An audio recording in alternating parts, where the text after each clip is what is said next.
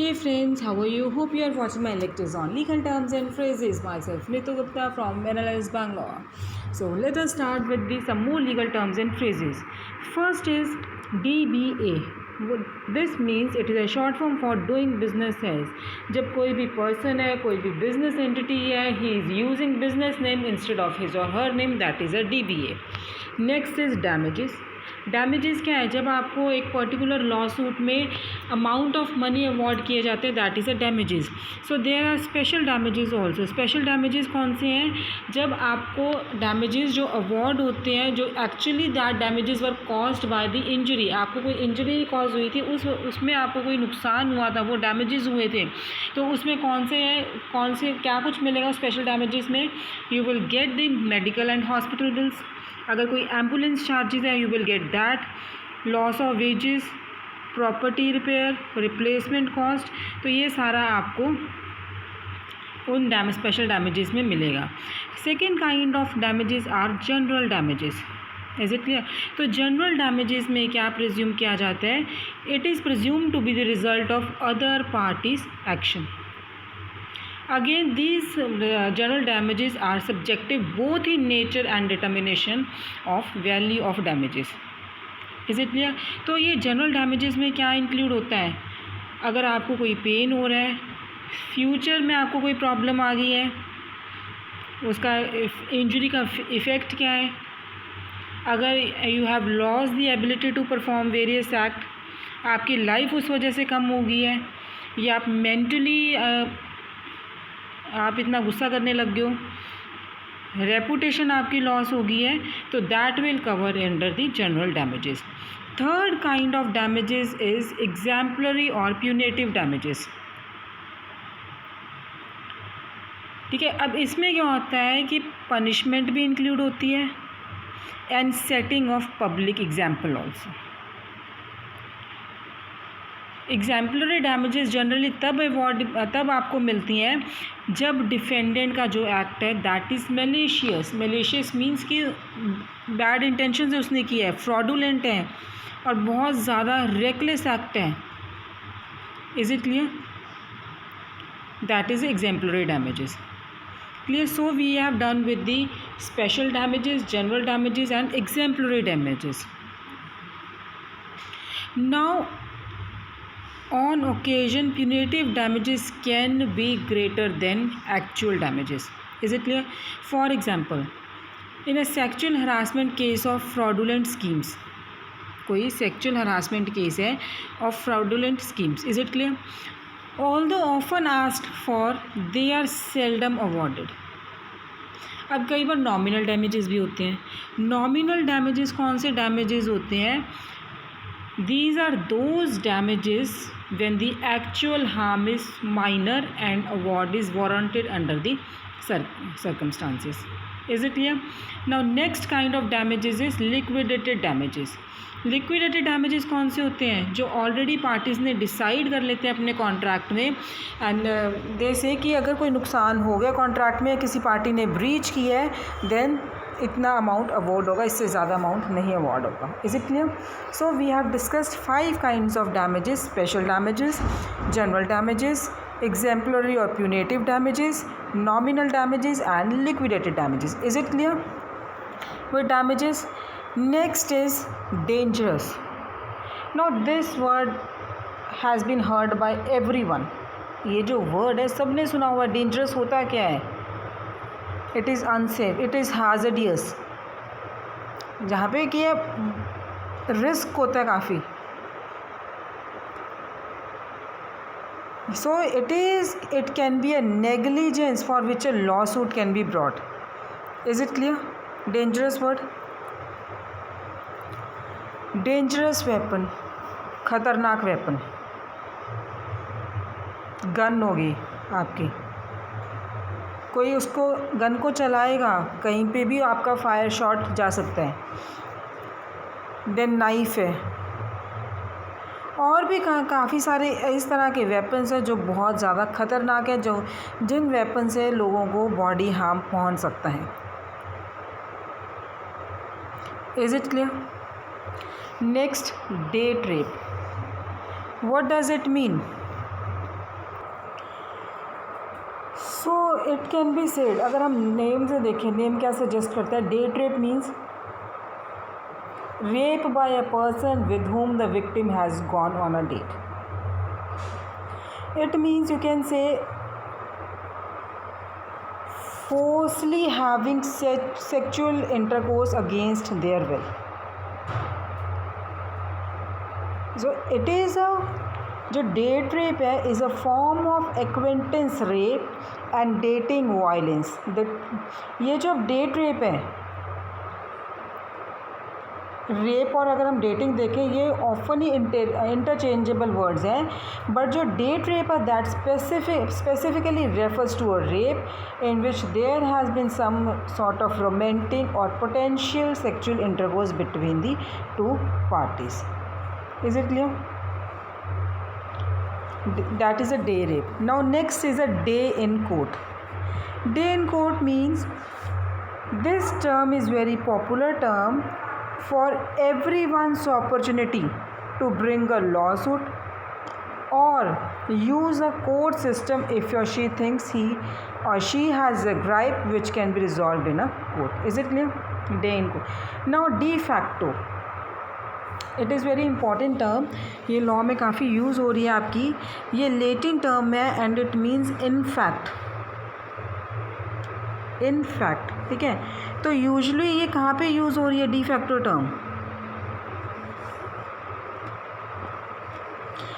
Usually de facto is used in place of actual to show that the court will treat as a fact authority being exercised or entity acting as if had, although even though the legal requirements have not been met. So it means in fact, ठीक है. There is a word also D zero. अगर हम इसे compare करें, D zero, what does D zero means? It means lawful. So de facto means according to the fact and de jure means according to the law. Now what is de facto corporation? De facto corporation is a company which operates as if it were a corporation, although it has not completed the legal formalities to become incorporated. Is it clear? या फिर वो dissolve हो गई है. तो court इस तरह की कंपनीज़ को वो फॉर द टाइम बिंग ये कंसिडर करता है, टेम्प्रेरी पर्पस के लिए कंसिडर करता है कि it is legal in order to avoid unfairness to the people, और जिन्होंने ये सोचा था कि ये कॉरपोरेशन लीगल है. Is it clear? Now de jure corporation again the same according to the law, कि according to the law it is a corporation. Is it clear? Which is fulfilling the legal requirements. Then comes the de minimis. De minimis means, it is a Latin term again, trifling matters, बड़े छोटे मोटे झगड़े you can say, that is de minimis. So these types of matters court does not take. अगर वो छोटे मोटे झगड़े भी होगी लेने लग गया तो ऑलरेडी कोर्ट्स इतने बर्डनड हैं और भी ज़्यादा बर्डन हो जाएंगे. Is it clear? तो ज़्यादा इंपॉर्टेंस नहीं है कि ज़्यादा ख़तरनाक झगड़े नहीं है, छोटे मोटे झगड़े हो गए, ये नहीं है कि आपस में फ्रेंड्स में झगड़ा हो गया कोर्ट में चले जाएंगे. Is it clear? So that is D minimus. Now de novo, it is again a Latin term which means new. Novo means new, ठीक है. तो कि दोबारा से आप कुछ स्टार्ट कर रहे हो, ट्रायल है, ट्रायल दोबारा से स्टार्ट हो रहा है, de novo trial. Is it clear?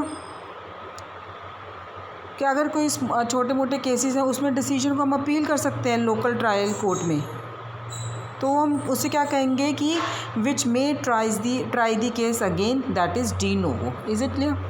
Deadly weapon. Now what do you mean by the term deadly weapon?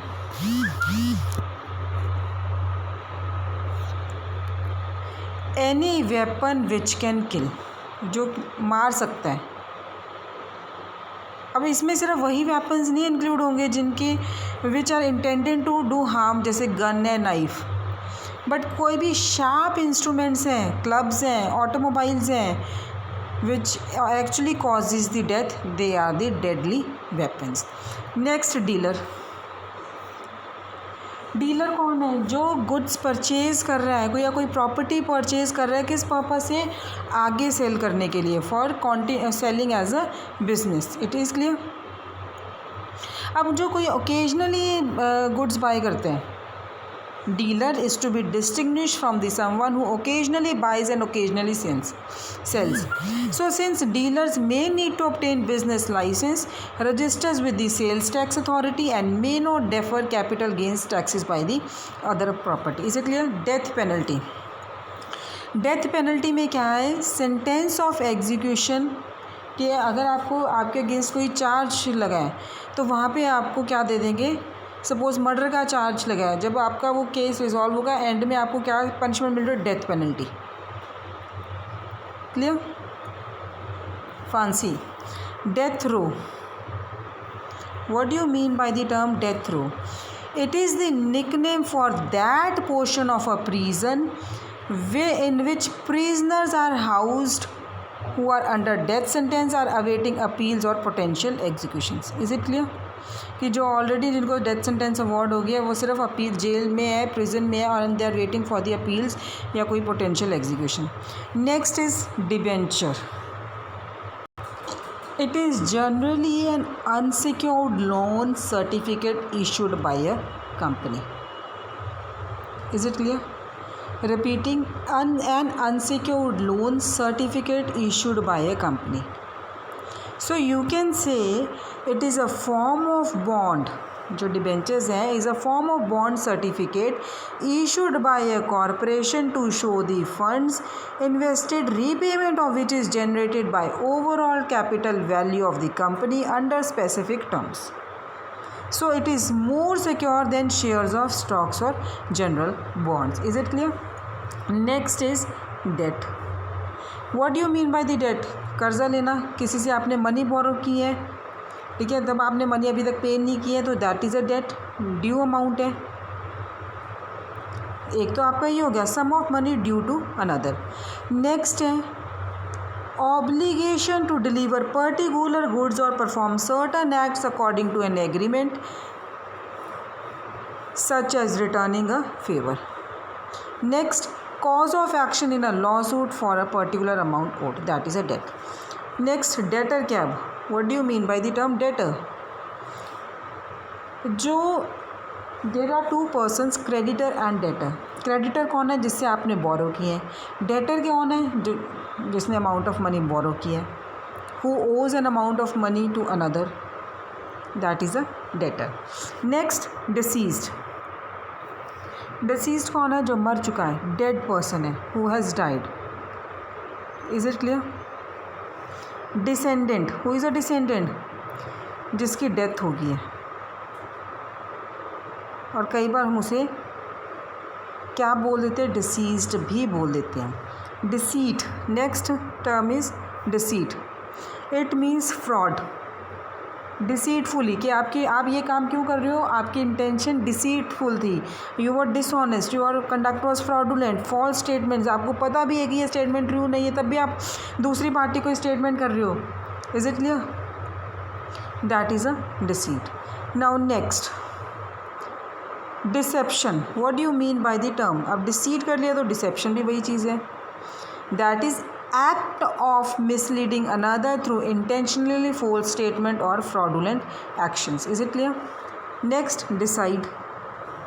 What do you mean by the term decide? जो भी अगर आपने कुछ जो भी आपने डिसीजन दिया, यू कैन से कोई जज ने कोई डिसीजन दिया, आर्बिट्रेटर ने दिया, अपील्स में अपील कर रहे हो, कोर्ट ऑफ अपील ने कोई डिसीजन दिया है, ये क्या सही है क्या गलत है according to the law, that is decide. Decision वही चीज़ आ गई. ये मैं ज़्यादा डिटेल में नहीं डिस्कस कर रही हूँ. एवरीबडी नोज़ कि डिसाइड क्या है, डिसीजन क्या है. डिसीजन मीन्स कोई जजमेंट है, डिक्री है, कोई भी फैक्ट्स है डिटरमाइन किया है कि इसका क्या है बाय अ जज, arbitrator, court etcetera. Decision. Declarant. Next क्या है? Declarant. Declarant means person making a statement. कोई भी पर्सन कोई स्टेटमेंट कर रहा है, चाहे that statement is written statement signed by that person under the penalty of perjury pursuant to the laws of the state in which the statement called a declaration is made. Is it clear? ये ज़्यादातर affidavits वगैरह में use होती है term में. Declaration. Now what is declaration? Any statement made particularly in writing. वही है written statement. Declaration is one of the same thing. Declaration of mailing. Declaration of mailing means a form stating that a particular document has been mailed to a particular person or persons, and declaring the truth of that fact under penalty of perjury, and signed by the person in law office responsible for mailing it. Is it clear? क्या है declaration of mailing? ये एक form है जिसमें particular document state किया गया है कि ये डॉक्यूमेंट मेल किया गया है पर्टिकुलर पर्सन या फिर एक से ज़्यादा पर्सनस को, and it decides the truth of the fact under penalty of perjury and signed by the person in law office responsible for mailing it. That is declaration of mailing. Now declaration of trust. जो settler ने document sign किया है वो trust create कर रहा है into which assets are place, और trustee appoint होता है किस वजह से? To manage the trust. Is it clear? So powers and duties of the management of the principal and profits of trust are stated. उस डॉक्यूमेंट में जो ये डिक्लेरेशन ऑफ ट्रस्ट है उसमें सारी ड्यूटीज़ वगैरह मेंशन होती है. पावर्स क्या है, ड्यूटीज़ क्या है, कौन प्रिंसिपल अमाउंट को मैनेज करेगा, कोई प्रॉफिट्स है ट्रस्ट के उनको मैनेज करेगा, and distribution of profits and principal is spelled out in this document. Is it clear? Next is declaratory judgment. Now what do you mean by declaration? It determines the rights of the parties without ordering anything to be done or awarding damages. सिर्फ ये determine करते हैं कि parties की right क्या है. Is it clear? अब party, for example, अब पार्टी है कोई कॉन्ट्रैक्ट हुए दो पार्टीज़ के बीच में. So party to the contract may seek the legal interpretation of contract to determine the parties rights, और a corporation may ask a court to decide whether a new task is truly applicable to that business before it pays it. Is it clear? That is a declaratory judgment. So in this lecture I am going to wind up here. In the next session I will be coming up with the more legal terms and phrase. So please keep watching my lectures. Thank you.